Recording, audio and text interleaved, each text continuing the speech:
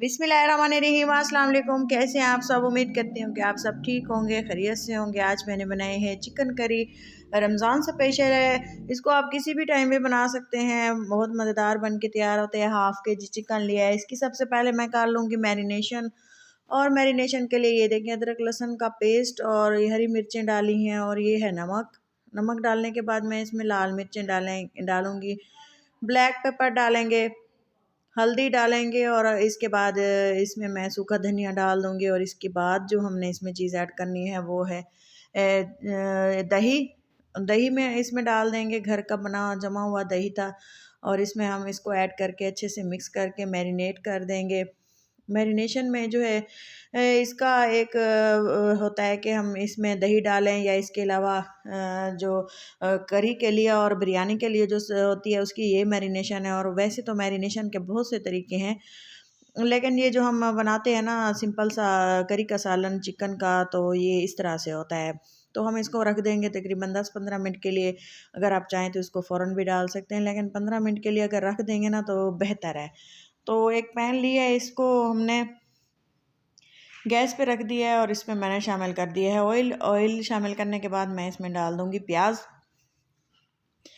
प्याज ऐड कर देंगे और प्याज ऐड करने के बाद प्याज ऐड कर देंगे और अच्छे से इसकी कर लेंगे। हमने कर लेनी है इसकी भुनाई करने के बाद अच्छे से इसको हमने पकाना है, इसका गोल्डन कलर आने तक इसको फ्राई करना है। एक हरी मिर्च भी मैंने इसमें डाल दी और इसको दरमियान में कट लगा लिया था क्योंकि ये बहुत ज़्यादा आवाज़ करती है।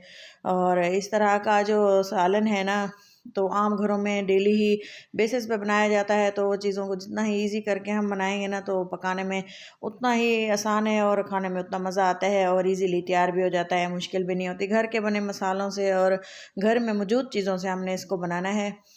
तो मैरिनेशन में भी मैंने अदरक लहसुन का पेस्ट डाला था और टमाटरों के साथ भी मैंने थोड़ा सा डाल दिया है ताकि ग्रेवी में अच्छी सी खुशबू आए और टमाटरों में भी थोड़ा सा इसका जो है कच्चापन ख़त्म हो जाए, तब तक हम इसे पकाएंगे। और थोड़ी देर अच्छे से इसकी ग्रेवी भून लेने के बाद मैंने इसमें मैरिनेट किया हुआ चिकन डाल दिया। चिकन डालने के बाद अच्छे से फिर से इसको हम पका लेंगे और आप देखेंगे कि ये कितना मज़ेदार और लुक वाइज डिलीशियस बन के आएगा, बन के तैयार होगा और ख़ाने में बहुत ही मज़ेदार होगा। इजी है, इसको बनाना आसान है और काफ़ी टाइम हो गया है इसको दम लगाए हुए लो फ्लेम पे। तो इसको हम चेक कर लेते हैं, देखेंगे कि इसके टमाटर अच्छे से गल चुके हैं, चिकन भी देखें थोड़ी सी शक्ल चेंज कर चुका है।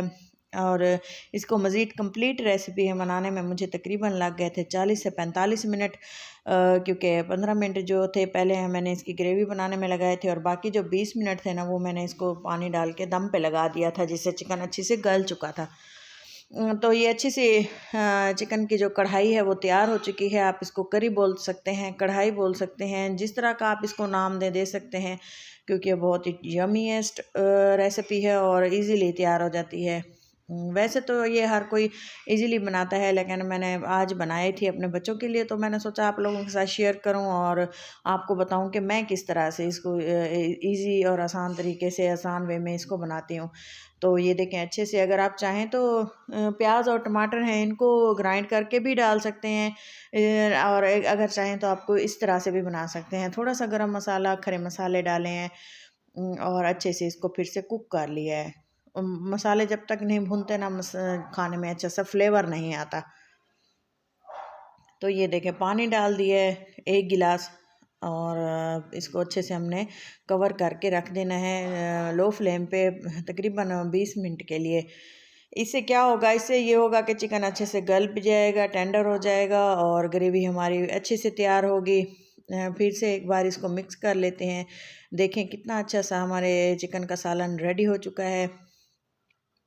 यहाँ पे लाइट चली गई थी, आपको पता है लाइट के मसाइल बहुत ज़्यादा हैं, हमें फेस करने पड़ते हैं। एक बार इसमें थोड़ा सा मज़ीद पानी डाल दिया था क्योंकि मुझे लग रहा था कि थोड़ी सी कसर बाकी है, चिकन थोड़ा सा नहीं गला था, क्योंकि हमने इसको थोड़ी देर मज़ीद रखा। और ये देखें चिकन जो है हमारा रेडी हो चुका है।